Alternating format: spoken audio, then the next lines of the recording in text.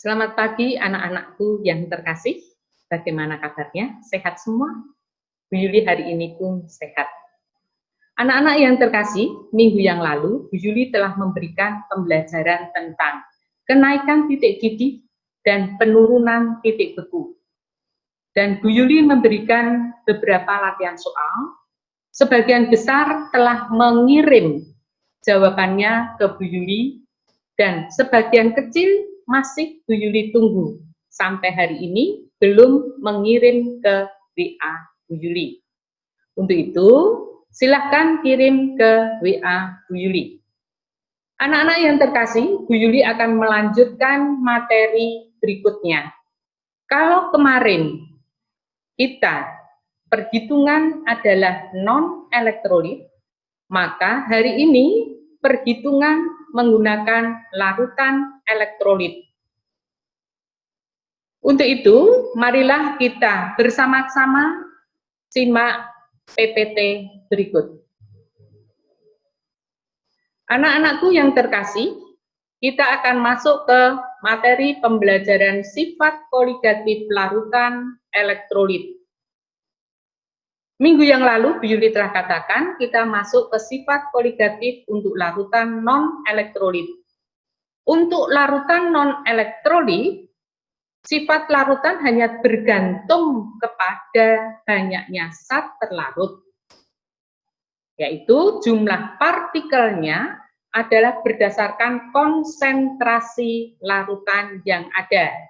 Bisa XP, XT, M besar, molaritas, atau M kecil, molalitas.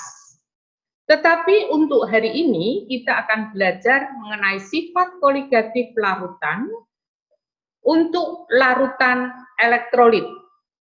Untuk larutan elektrolit, jumlah partikel larutannya berbeda dengan jumlah partikel untuk non-elektrolit. Untuk partikel elektrolit, jumlah partikelnya adalah konsentrasi dikalikan faktor Van Hoff. Faktor Van Hoff diberi lambang I. I sama dengan 1 plus N-1 kali alfa. Anak-anak yang terkasih, bagaimana untuk faktor Van Hoff itu sendiri? I adalah faktor Van Hoff, N adalah jumlah ion yang dihasilkan. Bu Yuli memberikan contoh, misalnya HCl terionisasi menjadi 1 ion H+, ditambah 1 ion Cl-, sehingga N-nya sama dengan 2. Misalnya lagi, H2SO4 akan terionisasi menjadi 2 ion H+, ditambah dengan 1 ion SO4 2 negatif, sehingga N-nya sama dengan 3. Bagaimana kalau senyawa yang lain untuk basa? NaOH. NaOH terionisasi menjadi 1 ion Na+, dan 1 ion OH-, sehingga N-nya sama dengan 2. Misalnya lagi, BaOH 2 kali akan terionisasi menjadi Ba ion 1, ion Ba2+, dan 2 ion OH-, sehingga N-nya sama dengan 3. Kalau garam, gabungan asam dan basa, misalnya Bu Yuli ambil BaCl2, maka akan terionisasi jadi 1 ion Ba2+, dan 2 ion Cl-, sehingga N-nya sama dengan 3. Nah, derajat ionisasi alfa, alfa adalah untuk asam kuat, HCl, HBr, Hi, HNO3, H2SO4, dan HCl4, alfanya sama dengan 1. Basa kuat, NaOH, KOH, LiOH, MgOH 2 kali, SrOH 2 kali, BaOH 2 kali, alfanya sama dengan 1. Atau garam kuat, gabungan dari asam kuat dan basa kuat, Alfanya juga sama dengan 1. Anda bisa lihat pelajaran kelas 11 materi atau pokok bahasan pH asam basa. Anak-anak yang terkasih, bagaimana perbedaan rumus sifat koligatif untuk larutan non-elektrolit dan larutan elektrolit? Untuk larutan non-elektrolit, kita perhatikan penurunan titik beku, delta TF, KF sang kali M. Untuk elektrolit, delta TF, KF kali M kali I. Untuk kenaikan titik didih, delta TD sama dengan KB kali M. Untuk elektrolit, delta TD, KB kali M kali I. Penurunan tekanan uap, delta T sama dengan P0 kali NT dibagi NP plus NT. Untuk larutan non-elektrolit, delta P sama dengan P0 kali NT kali I dibagi NP plus NT kali I. Untuk tekanan osmotik, P sama dengan MRT. Untuk elektrolitnya, P sama dengan MRT kali I.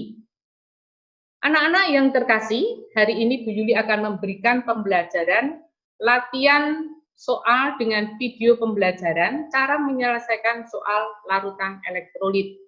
Video pembelajaran Bu Yuli ambil dari link ini. Untuk itu, mari kita bersama-sama menyaksikan video pembelajaran berikut.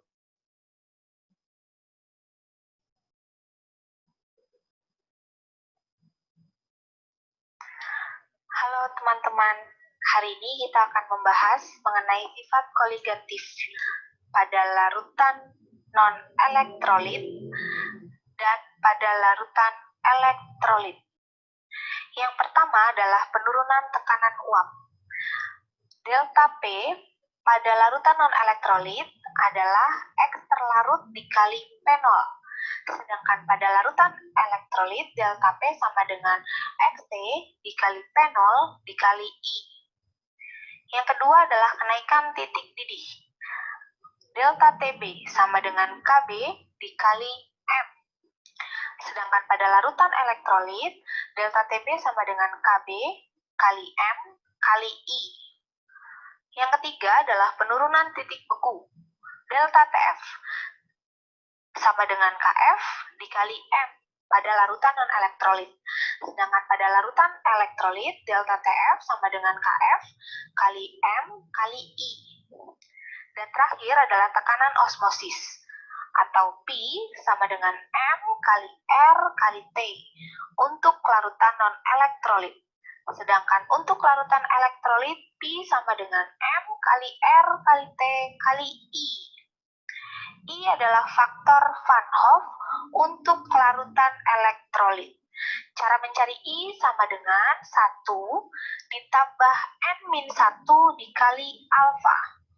Alfa adalah derajat ionisasi untuk larutan elektrolit. Untuk lebih jelasnya, kita akan membahas satu soal di bawah ini. Larutan 0,5 molal suatu larutan elektrolit biner membeku pada suhu minus 1,55 derajat Celcius.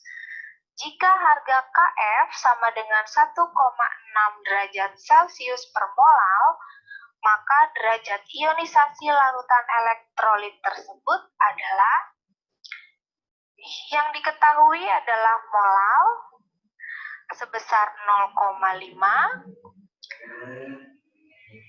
elektrolit biner, N yaitu 2 karena biner, membeku pada suhu minus 1,55 derajat Celcius adalah TF larutan sama dengan minus 1,55 derajat Celcius dan KF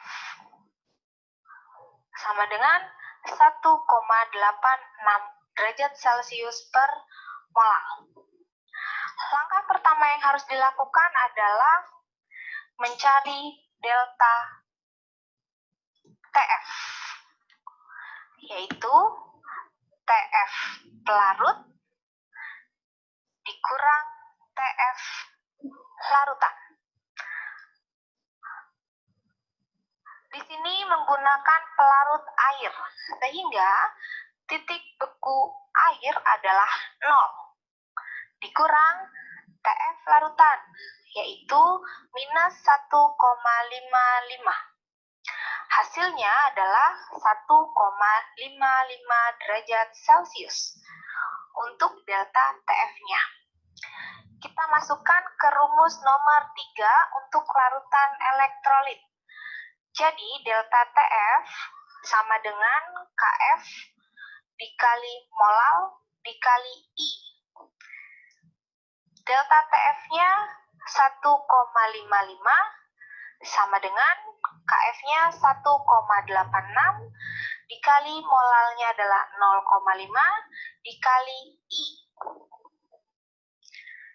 1,55 sama dengan 1,86 dikali 0,5 adalah 0,93 dikali I. Jadi I sama dengan 1,55 dibagi 0,93. Hasilnya adalah 1,66. Ini adalah I. Kita masukkan ke rumus I. I sama dengan 1 ditambah N-1 dikali alfa. I-nya 1,66 sama dengan 1 ditambah N-nya adalah 2 dikurang 1 dikali alfa. Berarti 1,66 sama dengan 1 ditambah 1 alfa. 1,66 dikurang 1 sama dengan alfa. Jadi alfa adalah 0,66. Jadi derajat ionisasi untuk larutan elektrolit tersebut adalah 0,66. Jawabannya adalah C. Kalian mengerti?